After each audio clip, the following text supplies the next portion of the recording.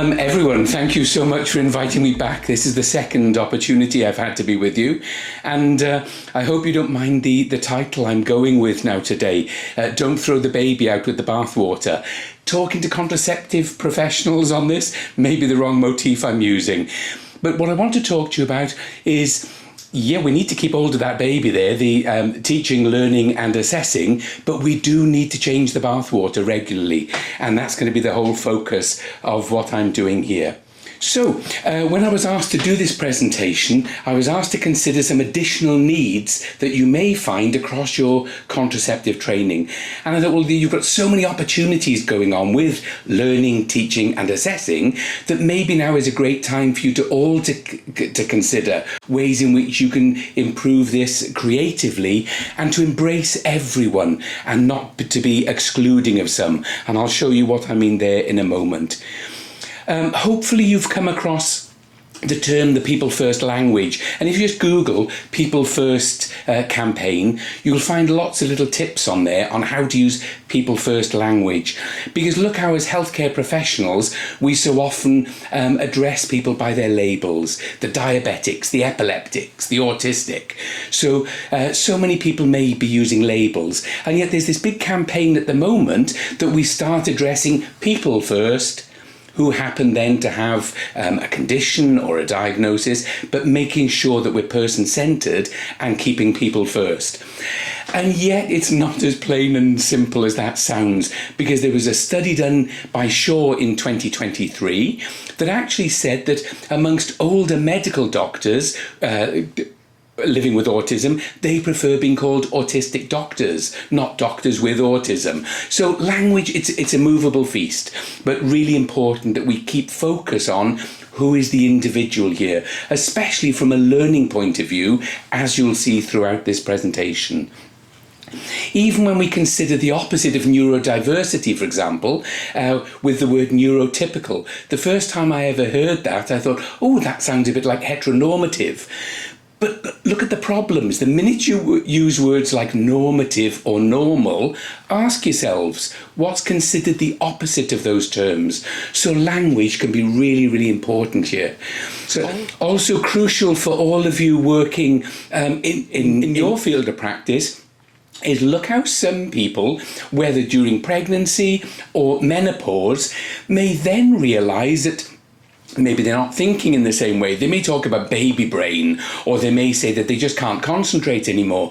And that's been a big, huge opportunity for some people to actually go for assessment on ADHD or autism. So lots more people are becoming aware of this as they're going through hormonal changes in life anyway.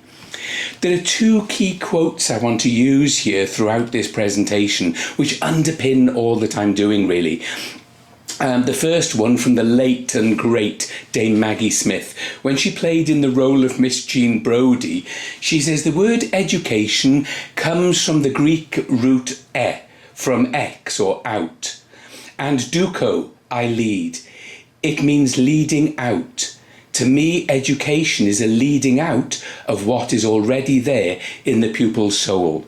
When we look in a moment at andragogy, that term for adult learning, this really spells that out. And from a more contemporary quote, in a book called Teaching Backwards by Griffith and Burns, they say, if the learner can't learn the way the teacher teaches, it's useful if the teacher learns to teach the way the learners learn. And that's so important in this particular topic. So that's the starting point of language. Now let's consider then issues around diversity in teaching, learning and assessment. No doubt you're all aware of the three-letter abbreviation of EDI, equality, diversity and inclusion. But look how some people are embracing a much wider definition of that and talking about diversity, equity, inclusion and belonging. And if you just go onto Google Images and say what's the difference between equality and equity, you'll see some really fantastic ones there. One that I've seen shows three little children standing up against a high wall, trying to look over to see some sport being played on the other side of the wall. Now, one of them is quite tall and can just get their head up above the wall to see over. Another one is a bit shorter and just can't make it. And the third one is much smaller altogether and can't see over the wall. Now, equality would mean giving each one of them maybe a box to stand on, but the box is the same size for all of them. And look how many healthcare professionals, our colleagues, will turn around and say, oh, I treat everyone exactly the same. That's equality. But it's not equity. Some people do need different approaches or different resources to enable them to be equal to others. So really important that we consider here equity as opposed to equality. And the J stands for justice. So this quote from the Royal College of Nursing, for example, is talking about if you remove the barriers, we can build a more inclusive society that values individuals' strengths and differences. So really important there. Going back to that image of the three children against the wall, from a justice point of view, it would mean taking down the barrier, knock the wall out in the first place, and then all of them can see, irrespective of their particular size. And when we're talking about personalised learning, this is really important here, that we all acknowledge that nobody is the same, and that the more we do to transform opportunities right across teaching, learning and assessment, the greater we're going to be able to promote engagement from others. And that's something, again, I will return to.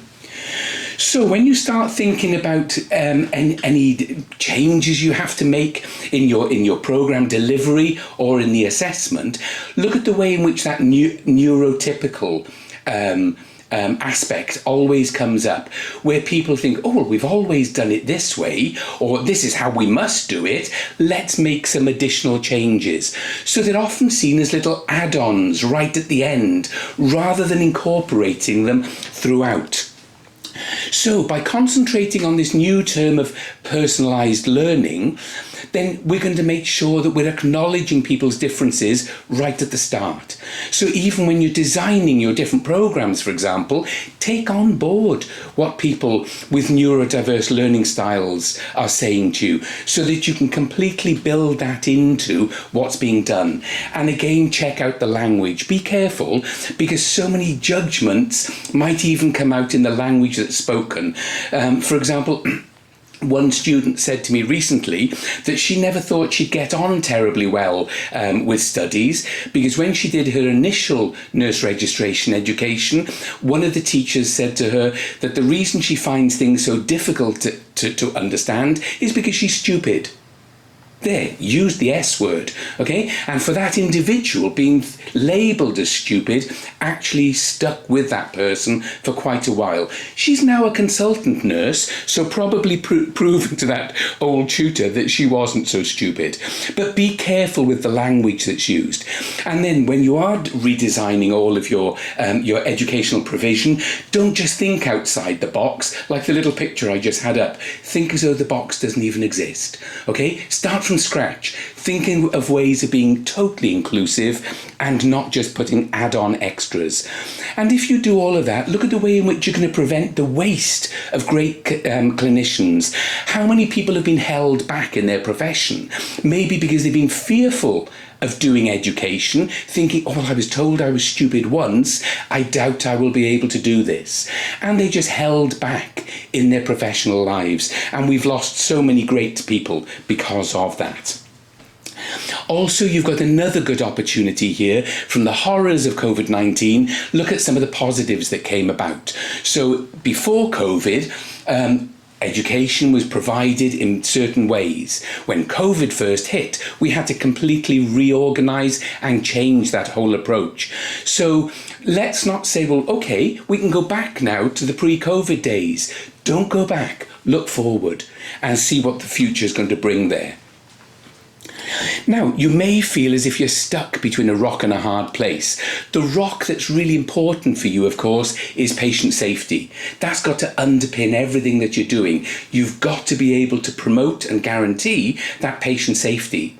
But some of the fluff around that is when people will say to you, oh, we've always done it this way. Why do we need to change now?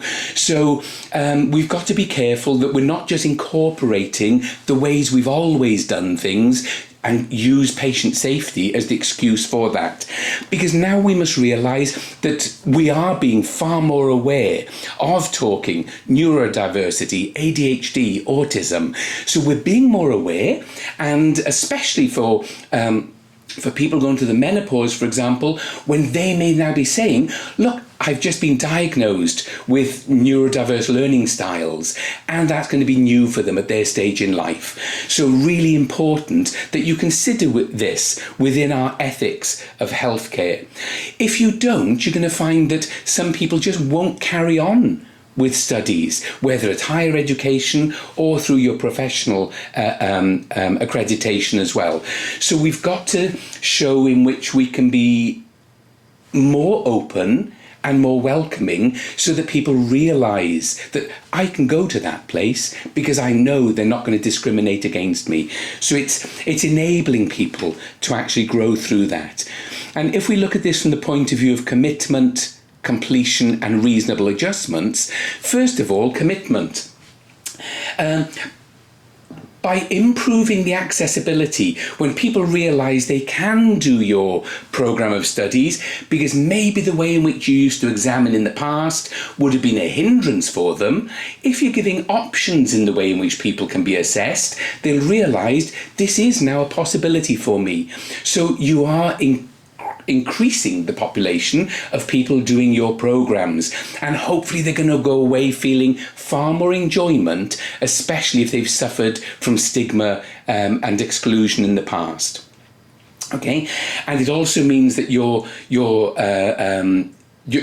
provision of learning and assessment is then going to be totally effective to include all of the people who want to do it, and not just those who might be neurotypical. By focusing on the people first stuff, as I said right at the beginning as well, it's important to break down any of the barriers, because lots of individuals may be bringing some of this baggage that you can see on the screen in front of you now.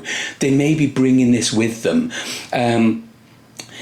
All different aspects here. And if you start looking at what are the learning needs of people who are neurodiverse, then you may see that long lecture times, bright lights, inappropriate screen presentations for them, all of these things can be built in to the way in which you're developing your materials and the provision of them.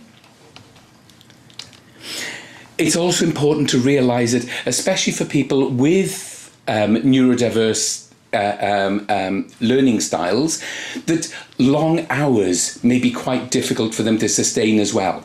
And when you think that in the past they might have been held back in promotion, then they still may be on some of the junior pay scales. And in that case, they may be doing more than one job. They may be coming back to do bank shifts or some agency work. And at the end of the day, they may be completely exhausted.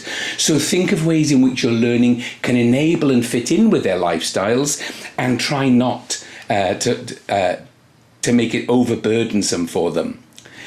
Also, this means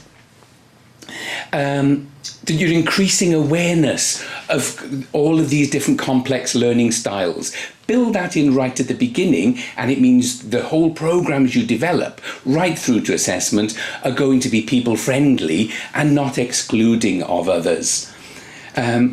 Also, it's going to be really important to remember that some people may have learning differences but never had a formal diagnosis for this. So the more proactive you will be in designing your programs, for example, the less chance there will be any inbuilt discriminators that way.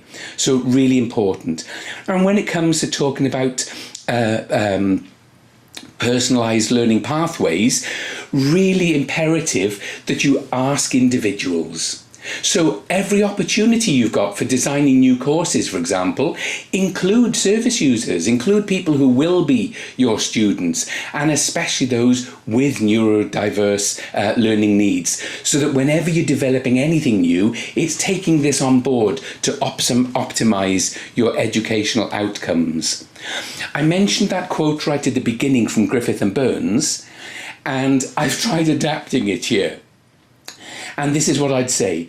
If people with neurodivergent learning needs can't be taught, learn or assessed the way the neuromajority people can be taught, learn and assessed, then we need to adapt our teaching, learning and assessment provision to become neurodiverse, inclusive, affirmative and enabling.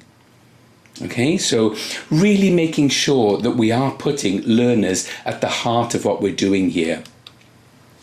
Now, when it comes to compassionate pedagogy is the term I'm using. No doubt you've all come across pedagogy, and hopefully you've come across the term andragogy as well.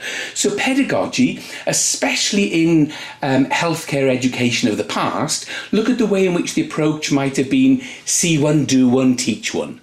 A great example of pedagogic learning. With andragogy, adult learning styles, we realise that we're all grown-ups. We've been around the block a few times, so we've all got so much learning anyway. And like that quote from Miss Jean Brodie said, how do we draw that out of people? So being compassionate in doing this, and you'll see some references at the end, talking especially about compassionate assessments. So building compassion into the way in which we're delivering the whole of our support. Now, this quote from Connor 2023 that says ADHD is a lifelong neurodevelopment disorder.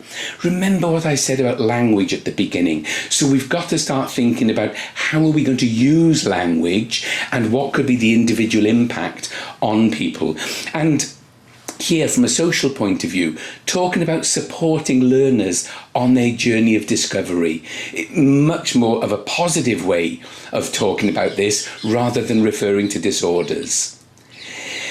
And if you're going to adapt your programs to embrace these different types of learning styles, it's going to mean that there's going to be greater understanding. How many times have you had students come up to you and say, look, I'm just not getting this one bit. I really don't understand it. And maybe you're thinking, well, I can't see why they're not understanding it. I've said it this way every time before, and everyone's always understood.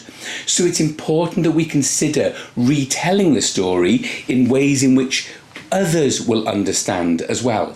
And that's not just for people who have got neurodivergent needs, but say, for example, when you're working with people of different cultures, different ethnicities, and who have come to your training with very different learning styles.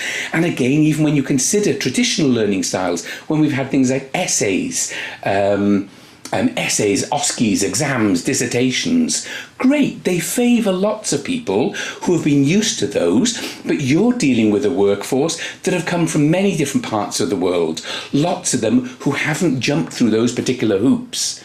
So this is not just being compassionate for people around neurodiversity, but people who've got different learning understandings anyway from wherever they've come from. So when you're talking about compassionate assessments, there's a whole list here, and you'll have the link to this, Prezi, to be able to go through it when you want. But look at the ways in which you can be really proactive in developing this. So say, for example, with this term I've used on here called feed forward, not just feedback. So at Greenwich, for example, we've got a little motto that we say, you said, we did. So we say to students, don't wait until you've finished your programme of study with us and then give us feedback saying, oh, I didn't learn much from this, or I didn't like that, I didn't understand this bit. Don't wait just to give feedback, but constantly encouraging them to feed into their learning. And if they're not getting what they want out of this, it's up to us as the educators to be able to enable that. Also, when you're talking about flexibility, especially in giving options with assignments. So say, for example, if you're using OSCEs, or maybe they're using workbooks and they have to complete so many tasks. it could be that some people need to approach this differently. And it's not always a case of just saying, well, we'll give them extra time. Extra time may be a real problem for some people. If you've got some people who sort of procrastinate about getting a task done in learning, if you're just going to give them extra time, that's more time for them to become stressed in doing this. So don't just think that, reasonable adjustments means giving people extra time, when that in itself may be a problem. Okay, and another term hopefully you've come across is when we refer to authentic assessments. And that means making them relevant to the person's job that they're doing. Not a case of, write an essay on a particular topic from a university point of view. Not giving them something, they may never have to do an essay for the rest of their lives. Or even if you're doing a reflection, how are they going to do it in relation to what they're practicing? So let's make our assessments authentic.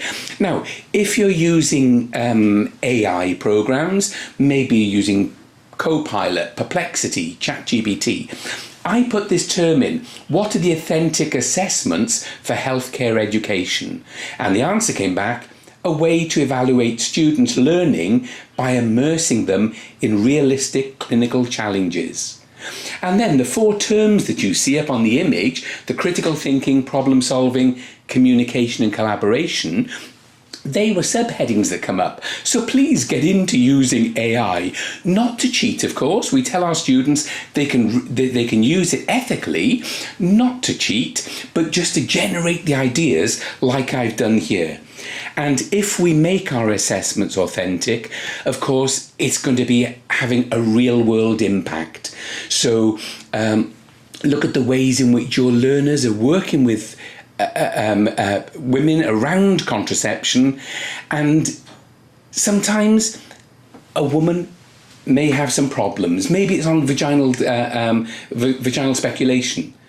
So if you start being compassionate right through your teaching, learning and assessment, it will have an impact on the compassion they deliver in their real world settings. Also, don't keep your message to yourselves. Great to hear that you're now becoming a college, and so many people know of you. You are so famous for being the faculty. But get that message out to others. It was lovely to hear that you're making inroads into pharmacists, for example, where so many different healthcare professionals go to these interprofessional healthcare education conferences. Get your message out far and wide. And when it comes to using to doing your assessments, look at ways of using creative digital media as well. So, for example, if you've got colleagues working with young people, and if they turn around and say, oh, the young people today, they're all learning from the videos they see on TikTok. Why don't you give the option of one of the assignments can be make a health promotion video on TikTok? Yeah, so think really creatively about how you're going to do this and showcase that with others. It means that when you're looking at your programs of study and think, well, in the past, we've always assessed it doing it in particular ways, just be more open in the ways in which you can assess the learning to see the validity of it all. And this is something I mentioned a moment ago then. Remember the tiredness of people. Okay, so if they're getting long days at work and then expected to do maybe e-learning in the evening, that's going to be tough work for them. So think about that as well. Okay, so as we move towards the end here, sometimes people talk about people with neurodiverse learning styles as having superpowers. Some of the articles I've read in preparation to this are saying, try not to use that language. Lots of people don't like it.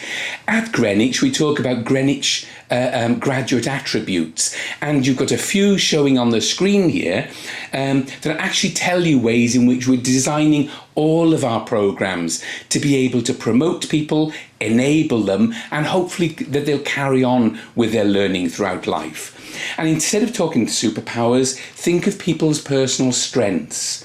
And some of the language is talking about strive and thrive. So in striving, yeah, don't throw the baby out, we need to change the bathwater. That's important for you to do. Then, when you do all of this, make sure you show it to other professionals as well. Showcase what you're doing.